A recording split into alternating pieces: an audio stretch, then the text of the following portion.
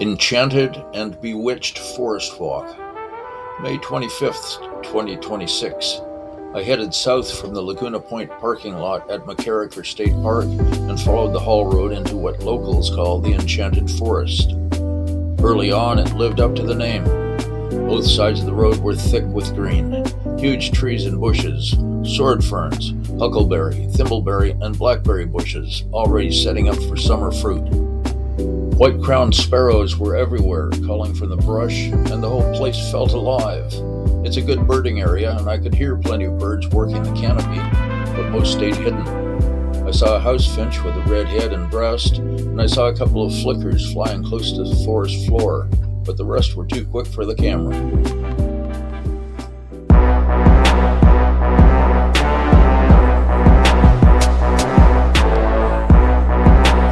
As I kept walking, the forest on the west side of the haul road started to shift. The bright greens thinned out, and the trees began to look worn down, dry, twisted, and stripped bare. This is the part I call the bewitched forest. Trees stand like skeletons, branches bent back on themselves, bark faded to gray. Years of salt wind, coastal storms, and long stretches without real rain have taken their toll. Some trees grew too close together and starved each other of light. Others were hit by disease or drought stress and never recovered. What's left is a stand of trees that didn't die all at once. They just slowly gave up pieces of themselves over time.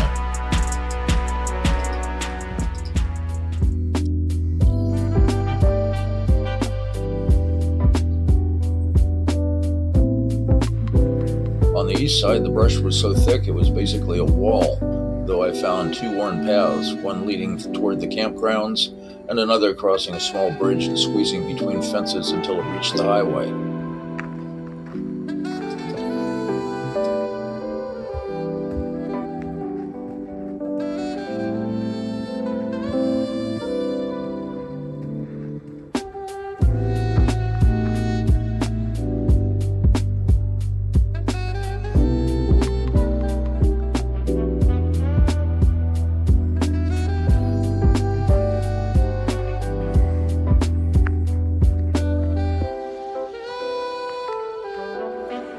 I continued south on the haul road looking for any way into the east side of the road, but it was just too thick and tangled.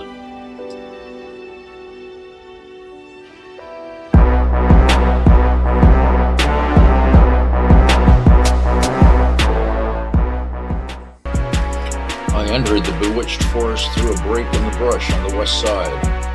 No real trail, just an opening that looked used enough to count. The ground was padded with years of fallen needles, soft enough to swallow your footsteps. Inside, the trees leaned in at odd angles, dark and warped, shaped by weather more than anything else. They looked a little ominous, but I wasn't worried. I could hear the ocean the whole time, a steady roar that told me which direction to keep moving.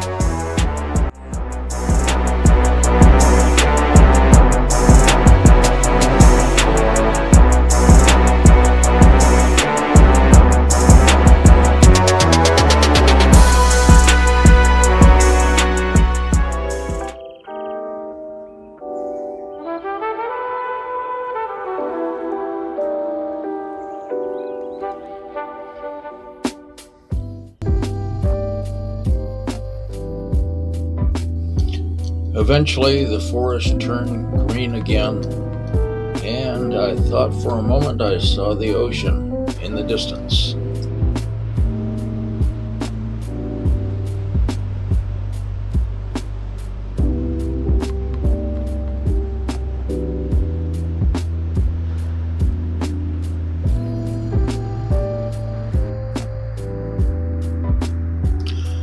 Eventually, I came out onto a horse trail, and that led me straight to the bluff path. From there, I could see the coastline stretching towards Virgin Creek, and I knew I could follow the bluffs all the way if I wanted to. Instead, I headed back into the woods and made my way towards the haul road again. As I walked north, I kept looking for any break that might let me slip into the lush forest on the east side of the road, but it was packed tight. Huckleberries, young pines, and undergrowth woven together so thick it might as well have been a fence. I didn't find a single way in. It was already a good walk, and the ocean was still rumbling in the background, so I stayed on the whole road and followed it back to the parking lot.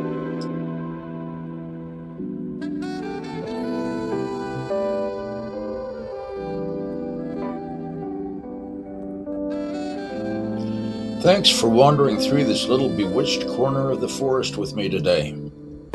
MacKerricher has a way of shifting moods. One minute you're under these dark, mossy trees that feel straight out of a storybook, and a few steps later you're out in the open again with the lake, the dunes, or the whole Pacific laid out in front of you. This park really has it all. The quiet loops around Lake Cleone, the long stretch of beach, the old haul road leading north, the Inglenook Fen tucked out there behind the dunes, the campgrounds, the tide pools, the forests, enchanted or otherwise. It's one of those places where you can spend a whole day and still feel like you only saw a small piece of it. A big thanks to all my subscribers.